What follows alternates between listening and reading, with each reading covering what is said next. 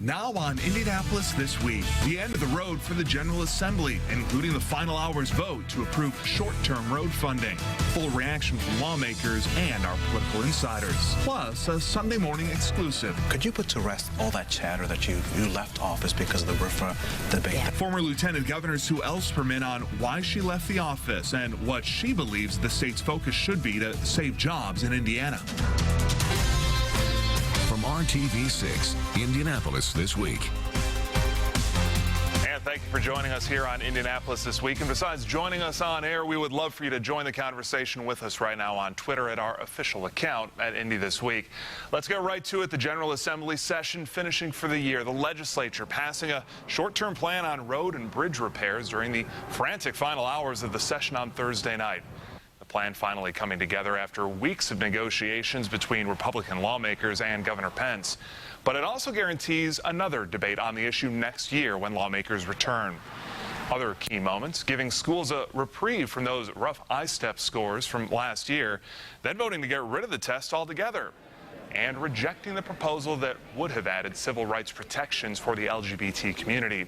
Our Katie Hines has been there for each and every minute of it. Senate President David Long says it's obvious the General Assembly has to have a lot more discussion before any expansion of the state's civil rights laws could take effect. And he says specifically on the transgender issue, one that he calls complex and evolving. He says unisex bathrooms will probably be a part of the discussion, but right now he says there's no good answer on access to showers in locker rooms. Long says lawmakers need to know the state's rights in relation to federal law. We learned that it's a lot tougher road to get a statewide law than maybe we expected. If the topic comes up in a future session, Governor Pence says he will review it with the same perspective he outlined in his State of the State address. That's when he said he would not support any bill that diminishes religious freedom. Democrats point to a growing number of communities passing human rights ordinances as a result of the state's failure to act. When you look at that legislation, you can't really have it without it being LGBT, and so that would have been an easy fix in my opinion. Long says the study of the state's long-term needs for transportation will likely include looking at options like separate toll lanes for trucks on Indiana's highways and public-private partnerships. House Speaker Brian Bosma says it sets the tone to search for long-term user fees as a source of revenue moving forward. Jason. All right, thank you so much, Katie. We want to welcome in our political insiders now. Democrat Dan Parker, Republican Jennifer Howell. Thanks for being here this morning. Let's start with the relative short-term compromise on road repair and infrastructure funding. Were you surprised by the final piece of the legislation? I wasn't surprised by it. I think we all assumed that a compromise was going to come. The good news is a lot of things came out of this legislative session that are positive for Hoosiers. Increased funding in roads, and especially also for local communities to fund needed road and infrastructure improvements, but then a variety of other things on top of that. But overall, I would say it was a productive session, and a lot of important progress was made. Dan, Governor Pence called it a win, was it? Sort of. It was a win for him because it gets him through the election. But he was absent. This legislative session was driven by Senate President Long and Speaker Bosma. They drove the agenda. Mike Pence was so much more of a bystander. Jennifer's already shaking her head. Well, the reality is that most of this was driven probably more by Speaker Bosma, and the major loss of the session we'll get to was the civil rights part. But the roads, I will agree with Jen that the road money that they put in for local communities was critically important. And if Mike Pence did get a victory in the road funding bill, it was for the money for the third regional city, which is probably that's his idea. He does get credit for that. But on everything else, he was sort of an innocent bystander. The governor laid out his agenda prior to the session, and this road funding piece was a big part of that. A lot of things that happened in the session were a big part of it, and he was clearly a driving force in that, and in the compromise discussions that happened in the final days as the decisions were being made, and all very similar to what he had proposed and was asking for. So I don't know how if he was a leader, this would have been a long-term solution. It's a short-term. We're going to have to go back and do it again, once again. we're kicking the can down. We're kicking the can down the road. In a short session, it's hard to accomplish. Well, something leaders like that. lead. The governor definitely didn't want taxes raised. Obviously, during an election year, no one wants taxes raised. Is this a different debate? Is this a different piece of legislation if this were not an election year for the governor? Well, I think it's a different debate because it's not a budget year, and so you know, there's some things that probably just couldn't be accomplished in this short session. And next year, you know, there are a couple of different topics. Certainly, infrastructure funding is one of them, where we're looking for long-term solutions. This covers the next couple of years, but it is an important hundreds of millions of dollars to cover infrastructure improvements for the next couple of years. And next year, I think we'll have a bigger discussion about how we come up with a more sustainable long-term funding plan. The simple answer to your question was yes. It will be much different. It would be much different if we were in an election year. But we'll have a new governor next year, and that long-term discussion will begin in 2017 when we do have a new governor. Quickly, on the civil rights protection issue, is that the same discussion? If this were not an election year, is that a different discussion? It should have been. That should have been an easy answer. It should have just been done. But you know, Mike Pence has got huge problems with his base. He has to, you know, sort of kowtow to his base, and that's why it didn't go anywhere. It is a difficult topic, and Hoosiers are divided across the state in how they view this issue. And so the fact that it didn't get addressed in the way that Dan wants, I don't think it is all surprising. The Republican Party is very split on the issue, and you know, Senator Long started off saying we're going to have a thoughtful discussion about this, and it's going to be civil, and it was. The conclusion is this is probably a conversation that continues also to next year, but I think it was, you know, we had a relatively smooth and civil session, which is hopeful for Hoosiers, and really a lot of progress was made, like I said, on those issues in terms of health care, drug treatment, increased penalties for drug dealers, all kinds of things that mattered. You know, the I-STEP clearly being a big one, that we're taking a step back from I-STEP and going to put a panel together to look at a new solution for Indiana's testing for students. With a few seconds left, let's quickly jump from the State House now to the ongoing presidential race. Speaking of civility and entertainment at this point, any predictions for this week with Ohio and Florida? Jen? I don't. All my predictions last summer. She's out. She's done. All my predictions were wrong last summer. You know, Trump really is gaining steam, and I think that the one thing is, if he loses Ohio or loses Florida, then this is potentially a much more interesting race that goes to a convention, but otherwise. Dan, any clear answers this week? Well, on Jen's side, I can't even try to figure it out. You're not alone. It's okay. You know, the other night in the last, I guess what now is going to be the last debate, I was kind of surprised that there weren't more folks taking Mr. Trump to task for, you know, sort of the violence and what happens at his rallies. But looking on my side of the aisle, and interest of full disclosure that I'm a Hillary person, but I think that the two states to watch on Tuesday on the Democratic side will be Missouri and Ohio. Florida looks good for Hillary. North Carolina looks good for Hillary. Illinois looks good for Hillary. Ohio and Missouri will be the two battlegrounds. We'll Interesting that Ohio is a state to watch in the primaries, and the general Ohio is as always pretty big state. Jennifer Hallowell, Dan Parker, thanks so much for joining us. We appreciate it. Join us on Twitter at Indy This Week. Meanwhile, she resigned her post last week as Indiana's lieutenant governor. Now Sue Ellspermann is answering whether RFRA was part of her decision and what she thinks should be Indiana's focus to save jobs. Our Sunday morning exclusive next on Indianapolis This Week, only on RTV6. Welcome back to Indianapolis This Week as we turn to a rare moment in Indiana history, the resignation of a sitting lieutenant governor. Played out just over a week ago, Sue Ellspermann, formerly leaving office, stepping down to pursue the job as president of Ivy-Tech Community College. Now, for the first time since leaving office, she is sitting down to talk about that move and what she thinks Indiana should do to help save Hoosier jobs. Rafael Sanchez has our Sunday morning exclusive. Joining us now is former Lieutenant Governor Sue Ellspermann. Welcome to the program. It's great to have you here. It's wonderful to be here, Raphael. Ma'am, when you stepped down, you said you did it so with a conflicted heart. What did you mean by that? Well, you know, I've been so honored to be Lieutenant Governor. This is a great state. It's a great privilege to serve in that role. But I'm also one that believes you should be in really that best seat in the bus. How can you make the greatest difference? And so this next opportunity really pulled me. And it's very difficult because they were both great opportunities. Could you put to rest all that chatter that you left office because of the RFRA debate that we saw? Well, it's been also a great privilege to serve with this governor.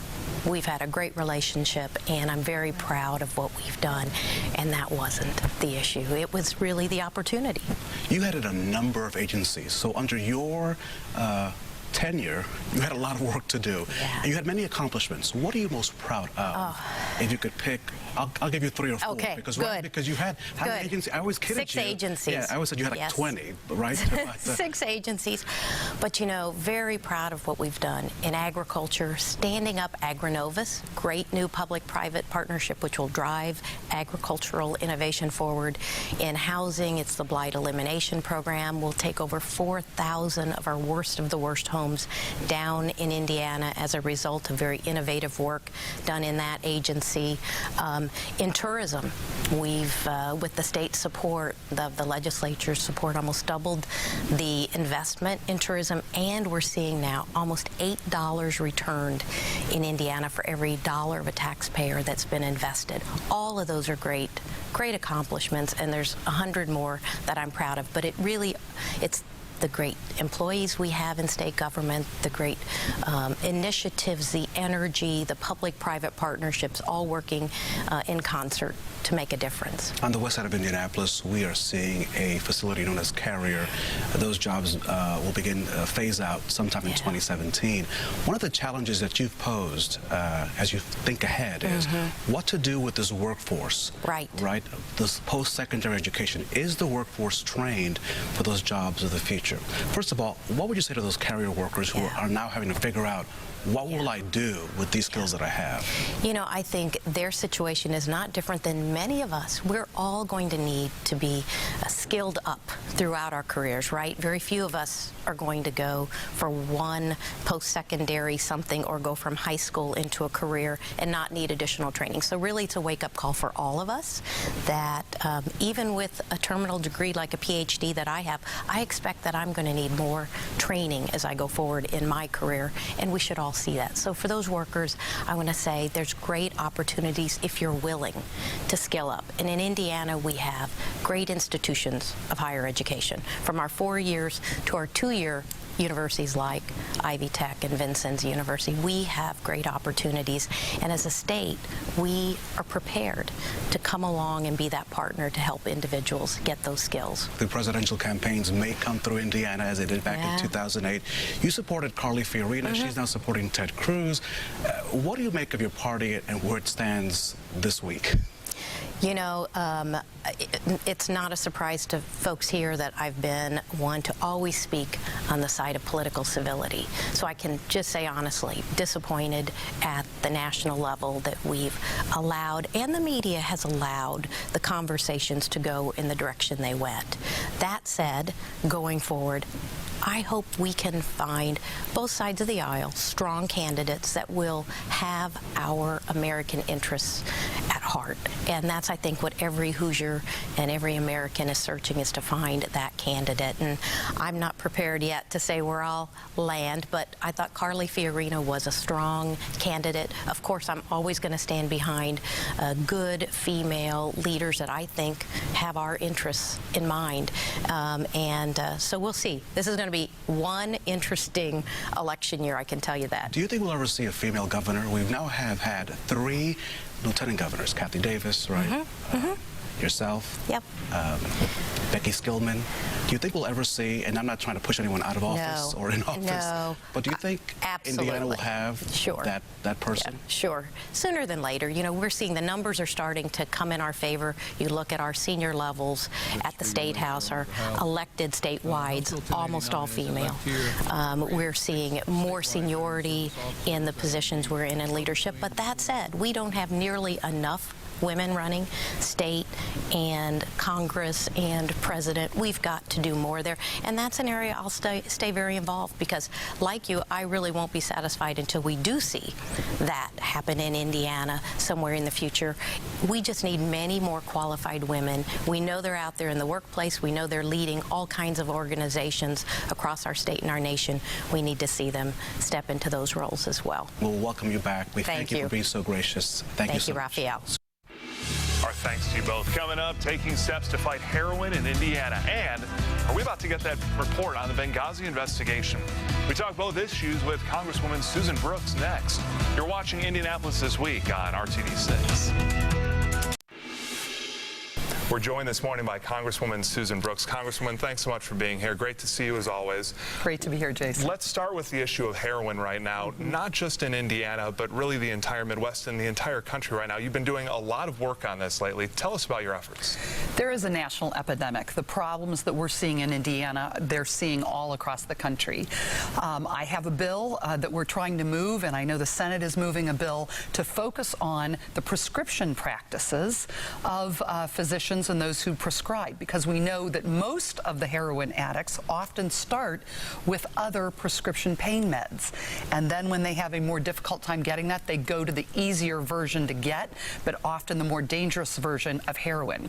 This week I had a roundtable discussion led in part by the juvenile court judge here in Marion County, Marilyn Moores, and Cindy Booth of CASA. Those are the child advocates. Those are the people who go into courts and juvenile courts and in the child welfare cases and advocate for the children. They are the children's voices when their parents are being accused of abandonment, of neglect or abuse. And what the courts are seeing and what our child care workers are seeing, the DCS workers are seeing, is this huge influx in cases being filed in the courts of kids who are being abused or neglected because one of their parents is addicted to drugs, heroin or opioids. As this hits epidemic-like status across the state right now, it's hitting poor communities, it's hitting better off communities right now, it's really hitting the entire state. What can we do as a state right now to stop the spread? And you're absolutely right that it crosses all demographic groups, all socioeconomic groups. I have a very diverse district, from a rural to an urban to suburban, from Indianapolis to Tipton to other communities in Hamilton County up to Marion. And we had the case workers come in, the Department of Child Services workers come in from all 8 counties. They all came and shared their stories. And what we know we need to do is we need to prevent it from happening in the first place. And how do we get people from getting addicted to prescription drugs? I think that really starts with the relationship with the prescribers and having better prescriber education on what these pain meds can do to people. But then once people do get addicted, how do we get them the treatment they need? Particularly if they are a pregnant mom, or if they are a young mom, young mom or dad who is caring for children. And that's what we're seeing, is their addiction really overcomes them, and then they lose their parenting skills. Whatever parenting skills they might have had, they often lose them because the addiction is all they can think about, is getting that next high. And so we have got to do more with respect to treatment, providing more. We need more addiction specialists in the systems. We need more psychiatrists, psychologists, and luckily Governor Pence did add a number of case managers to the system. They've added a huge number of caseworkers in Department of Child Services. And so we have a lot more caseworkers involved, but then they have to have those treatment providers available to work with them and to work with these families. Let's talk about Benghazi now. You've served in the House on the committee looking into this over the last couple of years. Are we any closer to set, firm answers? Are we any closer to an end on all this? We are. We have interviewed over 80 individuals. We have about a dozen yet to go. We are in the process of drafting the report. The report will provide, we hope, answers for the American people. We've interviewed people from CIA, White House, Defense Department, and of course the State Department, who had never been interviewed, including the Secretary. And of course, that was a very, very public hearing. But we've done most of our interviews. We're almost finished. We're trying to wrap up. We've been delayed, quite frankly, by the White House, the State Department in getting us the records that we need. But we're at the point where we're getting ready to draft the report. There will be a classified version as well as an unclassified version, because there are some things that we will not be able to share with the American people, but I'm hoping that a large majority will provide answers in the unclassified version. We, of course, love having you here on Indianapolis this week. The last time that you were here, you were about to head off to the Iowa caucuses and rally support behind Chris Christie. He has since now rallied his support behind Donald Trump. Does that mean that you have jumped on board with the Donald Trump bandwagon? I am at this point. I did support Governor Christie. We had been longtime friends since we were U.S. attorneys together. But at this point, I think things are so fluid. I'm kind of waiting. Like so many voters are waiting. I'm waiting to kind of see, continue to watch the debates, continue to see how the candidates are doing. I think it's still a bit unpredictable even at this point. We still have 4 people on the Republican side. I think the Democrat side is even unpredictable at this point. So I think we're coming up to a point here in the next week or two. The field may continue to narrow. I'm going to support whoever the Republicans choose. And it'll be interesting because I think it's very important that we have a Republican leadership. We have Republican leadership in the White House. We need to pivot away from a lot of the failed policies of President Obama, and that's why I'm going to support the Republican nominee. But at this point, I can't really say who that's going to be. To be continued. Thanks, Congresswoman, thanks as always. Okay, good to see you. thank you. And we want to hear your thoughts on the presidential race. Head to our official @Indy This Week Twitter account. Join the debate right now. You're watching Indianapolis This Week on RTV6.